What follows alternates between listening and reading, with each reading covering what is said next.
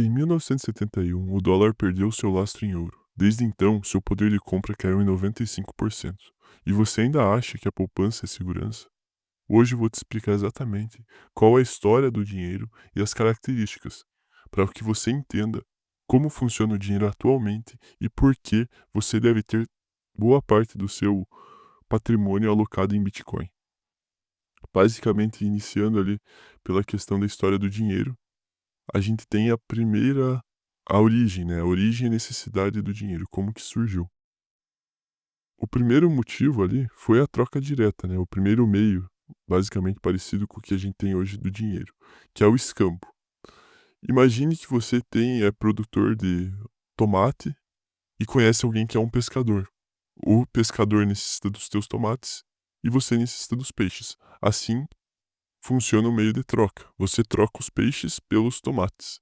No entanto, a grande limitação desse meio é a falta de divisibilidade e a coincidência de necessidades, o que cria a problemática de quanto vale cada coisa e principalmente como você vai dividir, por exemplo, alguém que cria boi, como que você vai dividir o boi? É muito mais difícil do que você dividir um tomate, né? Você fracionar em pequenas partes. E aí que foi criado o commodity money, né, que assim é chamado, e são objetos com valor intrínseco. Então, por exemplo, a gente tem o sal, conchas, o próprio gado e metais. E um exemplo básico são os shekels de prata na Mesopotâmia, né, que é 3.000 anos antes de Cristo, e eles já tinham um uso parecido ali. Então, um exemplo básico desse commodity money é nas prisões. Cadeias em geral, um dos meios de troca que existem ali, já que não pode ter dinheiro lá dentro, são cigarros. É algo que é utilizado por todos, até pessoas que não utilizam do cigarro às vezes possuem para fazer esse meio de troca, né? E é bem famoso, né? Com o passar do tempo, tendo a necessidade realmente de ter um dinheiro em si, a gente tem as primeiras moedas, né? Então a gente passa para as moedas metálicas. Eh, Cunhagem lídia, né, atual Turquia, foram as primeiras vistas, né, feitos em eletro, liga de ouro e prata, e aí ocorre uma padronização, né, porque facilitou o comércio e tem uma aceitação global realmente essas moedas. É interessante citar ali o caso de Roma. No caso, as moedas metálicas, elas a queda de Roma tem muito a ver com o dinheiro em si. Por quê? As moedas elas tinham pesagem, né, então, por exemplo, a moeda de prata pesava tanto. Só que o Estado, por necessi não podia simplesmente imprimir dinheiro como é hoje, né. Então eles precisavam, eh, diminuir a pureza do metal que estava sendo colocado naquela moeda.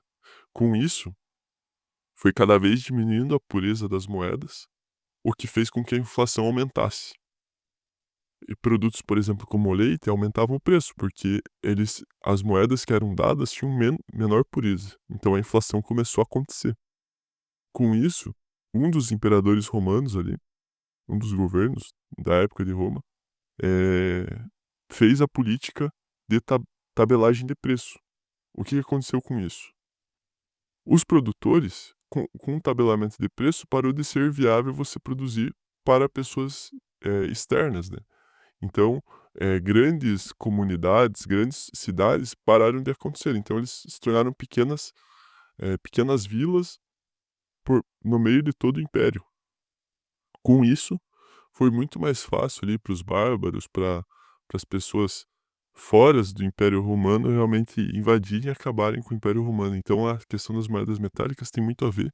E já fala muito sobre a questão do Estado lidando com o dinheiro e o Estado tendo total autonomia sobre o dinheiro. Com o passar do tempo, foram mudando-se, né, os meios e foi criado o papel moeda. Então a gente tem ali no século VII, né, as primeiras notas durante a dinastia Tang e foi realmente popularizado durante a dinastia Song, né, no século XI apenas. Já na Europa, no século XVII, a gente tem os bancos realmente emitindo certificados de depósito em ouro. Então, por exemplo, você tinha tanta quantidade de ouro, deixava no banco que aquilo lá te dava o papel moeda, porque ele valia aquela quantidade de ouro que você tinha armazenado no banco. Então esse é o significado do papel moeda. Com o passar do tempo, né, ali no século XIX, a gente tem as moedas lastreadas em reservas de ouro.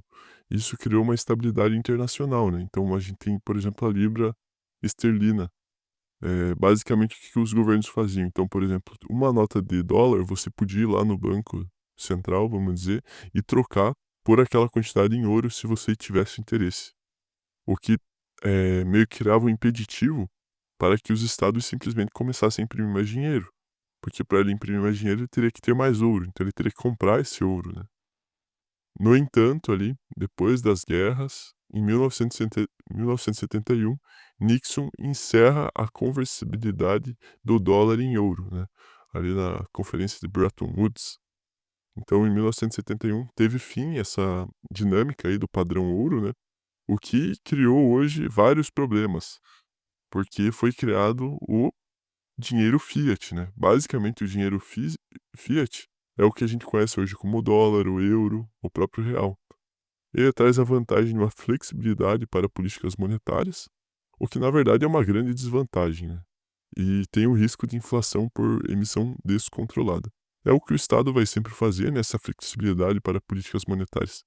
É uma desgraça, né? Você está flexibilizando o poder do Estado sobre o dinheiro, né? E político normalmente não vai tomar a melhor decisão, tendo em vista que a pele dele não está em risco, né?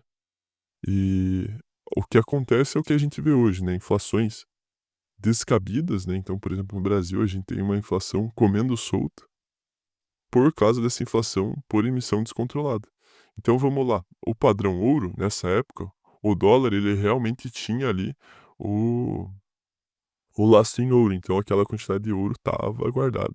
O Estado não podia simplesmente imprimir mais dinheiro. No entanto, o dinheiro fiat, basicamente, o laço dele é a confiança no Estado. Hoje o real é lastreado em dólar, mas nem o governo americano você pode confiar assim cegamente, né. O Estado você nunca deve confiar no Estado. O dinheiro fiat realmente acaba sendo uma grande problemática ali, e principalmente por essa falta de comprometimento, né, do Estado em geral, e dar todo esse poder monetário para o Estado. Então, por fim, hoje a gente chega na era digital. A gente tem cartões e bancos online, né, então ali na década de 80 e 90 houve uma revolução nos pagamentos eletrônicos. Ali a gente tem a criação do PayPal, hoje os cartões, né, são cada vez mais fácil acesso. E em 2009 a gente teve a criação do Bitcoin, né, o primeiro dinheiro descentralizado. Então tem uma quantidade de 21 milhões que vão existir, e depois disso não haverá mais inflação, né, vai ser uma deflação constante, o que tende a se tornar o futuro. Hoje a gente também tem o CBDC, que são moedas digitais de bancos centrais. Então a gente tem o digital yuan e o enaira, né, na Nigéria, são opções ali de criações. Uma coisa que é interessante citar é que o Bitcoin tem muita correlação com esse descaso do Estado em geral, porque foi uma resposta ali, basicamente, à crise de 2008, né, que teve ali um crash na economia mundial, basicamente, e tudo isso graças a à falta de comprometimento, né, do Estado em geral com a economia mundial. Passando ali para o próximo ponto, que eu acho bem interessante que vocês saibam, são as características do dinheiro. Então, basicamente, a gente pode trazer várias características, mas as principais são essas. Então, o dinheiro tem que ter uma unidade de conta, então, para que permita o planejamento econômico e o cálculo de custos, então, por exemplo, R$ 1, 1 centavo, seja algo que seja possível ali você fazer um cálculo, né, e tenha uma divisibilidade, seja um meio de troca, então tem que ser aceito, né, por outras pessoas têm que ver valor naquilo, e principalmente ser uma reserva de valor, que é uma capacidade de preservar poder de compra ao longo do tempo. Hoje, boa parte das moedas fiat não possuem isso daqui, né, eles só não preservam de forma alguma o seu poder de compra, né, e só deterioram. O que a gente vê muito mais nisso daqui é o Bitcoin, né. A gente tem, além do Bitcoin, né, um Bitcoin inteiro, a gente tem os satoshis, que são, 100 milhões de satoshis equivale a um Bitcoin, então é totalmente divisível. É um meio de troca, cada vez mais está sendo aceito realmente por vários locais e pelo mundo, né. Com o passar do tempo, a tendência é só aumentar isso. E é uma reserva de valor, tendo em vista que só haverão 21 milhões no mundo. Então, aqui passando por evoluções e impactos, a gente tem algumas inovações disruptivas, entre elas os cheques, né, que foram criados ali por volta do século XVII, facilitando transações comerciais. A gente tem os cartões de crédito, que foram criados mais ou menos ali em 1950 e cinquenta e revolucionaram o consumo. E o Bitcoin, principalmente, né, que foi um meio de descentralização e resistência à censura, né, trazer mais liberdade às pessoas. Algumas críticas e desafios, a gente tem a moeda fiat, uma total inflação e dependência de governos, né, uma então o dinheiro ali que você tem no teu banco é teu até certo ponto, né, porque pode haver, como já ocorreu em outros momentos da história, do Estado, simplesmente dizer que aquele dinheiro não é seu e que o Estado vai fazer uso dele, né. A gente tem o problema, né, das criptomoedas hoje, e a principal é a volatilidade e a regulamentação. A regulamentação está cada vez se tornando algo mais forte, principalmente o Bitcoin, né, tendo em vista que já tem ETFs, então a pressão mundial para que o Bitcoin se torne algo regulamentado só aumenta. E a questão de volatilidade, o Bitcoin está cada vez perdendo essa característica, né. Cada vez está se tornando ainda muito volátil, mas ele é menos volátil do que há 10 anos atrás, por exemplo. O futuro do dinheiro, a gente pode trazer ali algumas questões da tokenização, né, ativos mais representados digitalmente, então, por exemplo, a gente tem imóveis e artes, hoje já tem ali moedas que representam conjuntos imobiliários, e a gente também tem a IA e pagamentos automatizados, né, sistemas como o Pix instantâneo, né, que só o tempo vai dizer, na verdade. As principais conclusões que a gente pode ter nesse vídeo é que o dinheiro evoluiu de objetos físicos para códigos digitais.